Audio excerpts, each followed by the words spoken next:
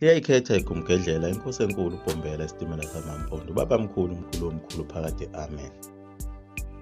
Ayaziwa kahle iminyaka okwenzeka ngayo lesi sigameko lesi. Sokukhulelwa kwakhe uSitheya esekhulele phela wona umoya oyingcwele lona. Umsindisi uzosindisa abantu kodwa kuyahlawumbiselwa ukuthi kwakungo-1860 nezinyanga zakhe seziphelele zokuba usengathola umntwana. Wayehla yenyuka omame phela bahlanganisa izihlambezo. Asazi ukuthi lezo hlambezo lezo zizohambisana yini nomntwana lona othwelwe phela okuthiwa uzoba umsindisi omoya oyingcwele. Ekuhambeni kwabo labo mama besahlanganisa zona izihlambezo lezi kwaba khona ukuduma kwezulu okukhulu. Kwathi kusuka lapho kwase kuna nemvula enkulu. Ekupheleni kwale mvula lena babuyela ekhaya.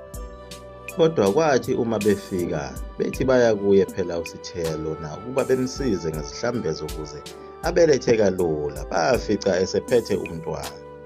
Hawu, usebelethile. Kwaba isimanga leso esikhulunywa ukuthi ngabe lento yenzeke kanjani. Babe sebezwa ngaye uSitheya ukuthi uzwe kukhona isandla esasimbamba eqolo naye wayithola esebelethile. Lesi sandla lesi akwaziwa ukuthi kwakusingesikabani ngoba asizange sibonakale. Mhlawumbe kwakuyiso isandla sakhe uNkulunkulu lona, noma ingelosi asazi ngoba phela ngalesa sikhathi ekhulelwe belokhu ekhuluma ngabantu ababeqale kumvakashela bafaka izingubo ezimhlophe ababemtshela ukuthi uyozala umsindisi. Yibo phela laba uSitheya ku-Part 55 athethe uxoxela umndeni wakhe ngabo. Wavele waphenduka ihlaya nje, ugcine sezisola ngokuthi ingabe beyixoxelani lento. Uma lezi ndaba zingafika ebandleni lakhe ungonqunyiweyo, njengoba sichazile ku-Part 55 ukuthi wangamukeleki ukuthi nje uma uyilunga lebandla ukhulume ngezindaba zikaNkulunkulu ukuthi uzwe umoya oyingcwele uthini, ikakhulukazi futhi uwumuntu ompisholo. Ngoba phela yona indlela esasifundise ngayo lokhu kukholwa okufike nondlebe ekhanyila ngayo ukuthi bona abaphethe lenkolo futhi bona abanelungelo lokukhuluma naye uNkulunkulu uyefike kubo ondlebe ekhanyila ngayo izinkonjane. Wakhula kahle ke yena umntwana lona kaSitheya, kodwa useqinile idolo uSitheya phela ngoba kade kufika laba bantu abambethe okumhlophe ababezomtshela ukuthi uzozala umsindisi. Unethemba lokuthi lo mntwana wakhe lona ngeke aze adlule emhlabeni njengalaba abantwana bakhe abane asebedlulile. Uzizwa esethokozile phela nesithunzi sakhe sizobuya lapha emndenini ngoba phela bengakaze athole neyodwa ingane ephilayo. Asiyazi imibhinqo ababembiza ngayo emndenini njengoba kwazeka ukuthi uma utholakala uyinyumba noma uzala abantwana beshona wawuyithola leyo ngcindizi, mhlambe babembiza ngempambele. Lo mntwana-ke umkhulu wakhe ongunhliziyo wamqamba igama wambiza ngokuthi uShembe. Lo kwamthusa kakhulu uSitheya ukuthi hawu ngabe umkhulu lithathaphi leli gama, ngoba leli gama yilo leli elakhulunywa yilo lizwe lalikhuluma phezulu emoyeni elalithi linguShembe, futhi uSitheya uzozala umntwana ambize ngoShembe. Yayindida-ke le ndaba manje ngoba phela umayekisa loya yaye esikhulume ngaye uyena unguyise walo mntwana, kodwa yena umqambe igama elithi ungumloyisa, umudli wamafa. Waziqambela lamagama amabili umntwana wakhe, kanti leli lithi Shembe phela lisukela lapha yakumzazela, okuyena umuntu wokuqala owezwa lelizwi likhuluma emoyeni lizibiza ngoShembe.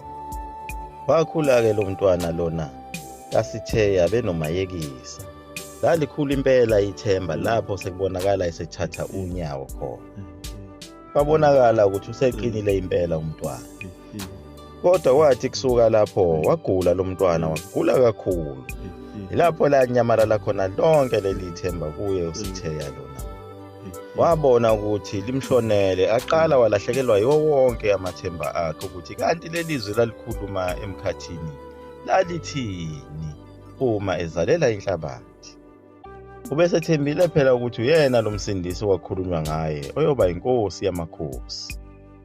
Kodwa manje nakho phela naye esehamba emhlabeni ngenxa yokugula. Akekho wayengadumele ngokugula kwalo mntwana. USitheya yena kwakulokhu kwehle impophoma ezinyembezi emehlweni akhe. Nekhanda lakhe kwakungathi asalithathi kahle sephanjanelwe nawumqondo. Ulokhu ezibuza ukuthi kanti leli zwi lalichazani, kungani limhluphekisa kangaka. Yebo, bonakala ngombala uma kade ukhuluma noNkulunkulu. Iyona-ke inhlupheko akuhluphekisa ngayo uNkulunkulu lena. Uma ubhekene nayo uthwala nzima. Kodwa noma kunjalo uSitheya wayengalilahlile ithemba futhi akaze amthuke lo Nkulunkulu wakhe ofikayo ongaziwa ukhuluma emoyeni. Ngeshwa elikhulu wagcina eseshonile umntwana.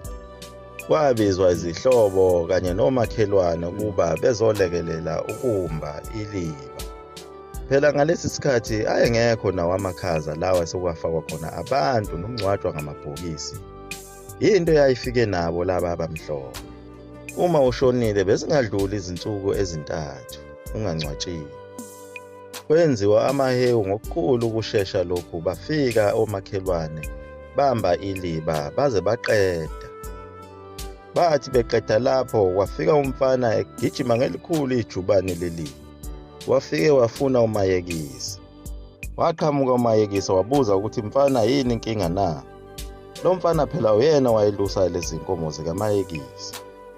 Wathi lo mfana ngizobika ukuthi inkunzi yakho yenkomo ifile. Bamangala bonke abantu babuza ukuthi mhlola muntu ngabe ibulawe yini le nkomo. Wathi umfana ngiyibone nje iwa nje ngasedwaleni yafa. Kwabonakala lapho ukuthi mkhulu umhlola ngafike ngapha kushone umntwana kuphinde kushone inkomo ngale kwenze njani.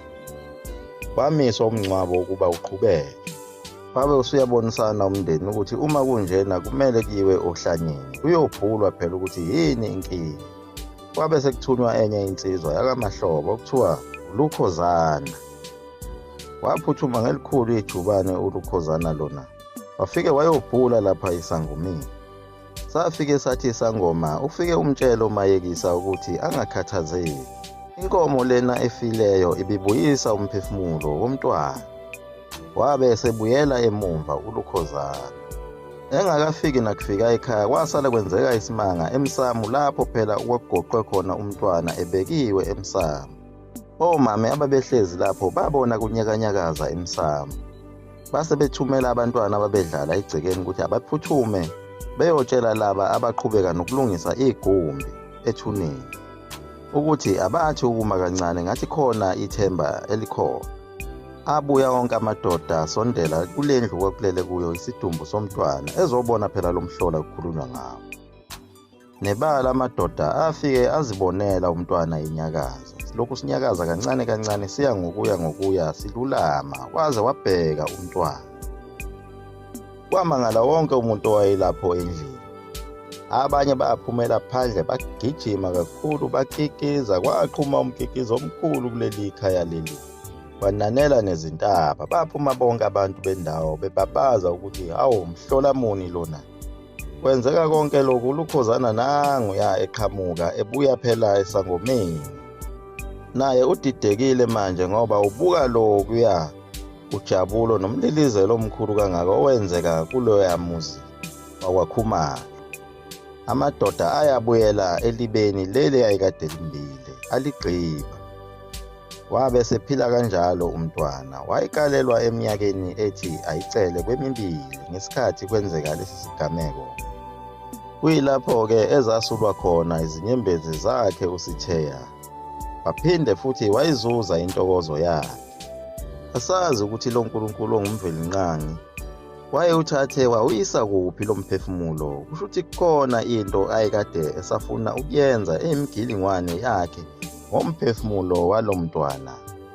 Wakhula kahle kakhulu-ke lo mntwana emva kokuthi egulile. Uyabonakala ukuthi uNkulunkulu kwakuyitulo lakhe lonke leli ngoba phela wayefuna lo mntwana abe yinkosana. Ngoba phela kwaba uye umntwana uqala manje okhona ophilayo.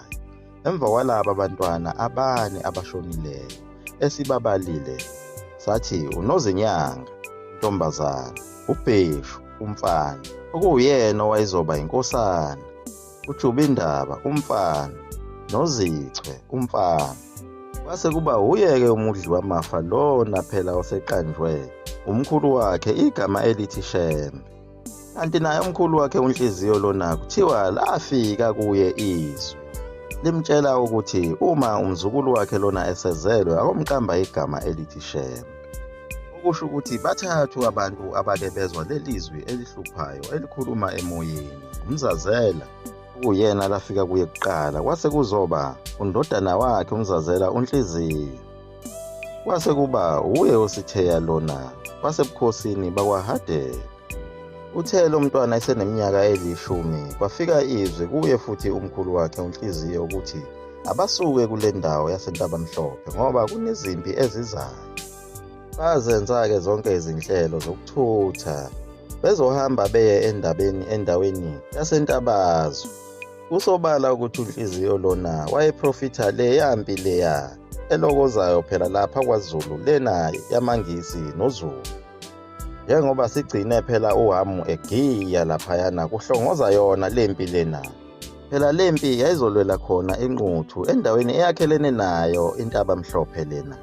Yaguqa lapho ekumgedlela mzukulu amafutha umkhofu uDuwintombi nesoka phakathi. Amen.